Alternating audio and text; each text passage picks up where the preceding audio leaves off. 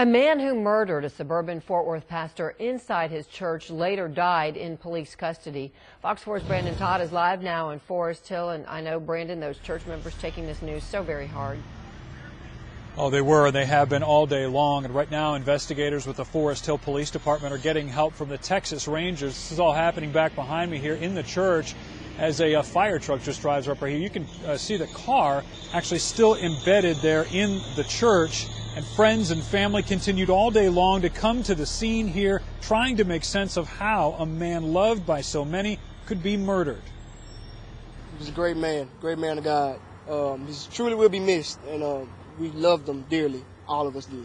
17-year-old Danny Kirk Jr. talking about his father, Pastor Danny Kirk Sr., murdered, say police, by a man who first ran his car into the side of the church, then beat the pastor to death with an electric guitar. Oh, yes, I'm a little frustrated because first off, I don't know who it was, and then you kill my father, so yeah, we have a problem there. It all happened shortly after 11 a.m. The pastor was inside the Greater Sweet Home Missionary Baptist Church in Forest Hill when a car came crashing into the side of the building, driven by a man who police have yet to identify.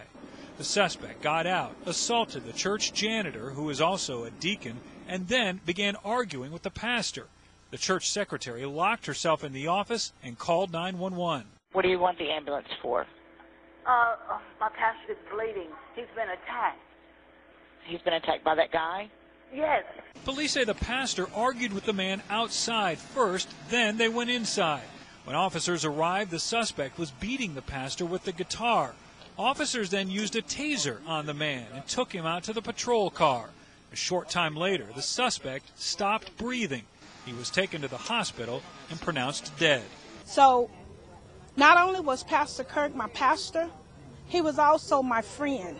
Church members gathered at a nearby church to grieve. You come to my house, we eat, we barbecue together, we just have fun. I'm going to miss all that.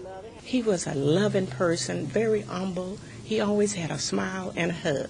He's a hugging preacher. Back at the church, which was now a crime scene, a makeshift memorial began to grow.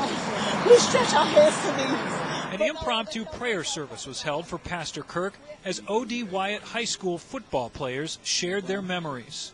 Pastor Danny Kirk was a mentor to them and prayed before each of their games. He teach us everything. He was the best man you could ever look up to. He didn't just teach us like stuff about football. He taught us life lessons like what not to do and what to do. And we listened to him because he was a great figure in our lives. Now, this crime scene back behind me will be here for quite some time. I'm told that crime scene technicians with the Texas Rangers are inside not only collecting evidence, but they're also, Heather, making a digital scan of that crime scene to be used later. All right, so Brandon, at this point, what do we know about the killer and so violent? Do anything about the motive being passed on to you at all? Well, we don't know too much. We do know that the suspect, had at one time been a part of the church. At least we know that his family had gone here to the church. We also don't know anything about the motive tonight. There's some church members saying that there was a man who was removed from the church and had made some threats toward that pastor. Don't know if that was connected to it. The parishioners didn't know if that was any way connected to it. Some even thought this might have been a robbery. So nobody really knows the motive, and police tonight are not discussing motive at all when they have talked to us and say that they're not even releasing the suspect's name until later. All right, possibly even tomorrow, Heather. All right, hopefully then tomorrow we'll find out more or down the line. Brandon, thank you.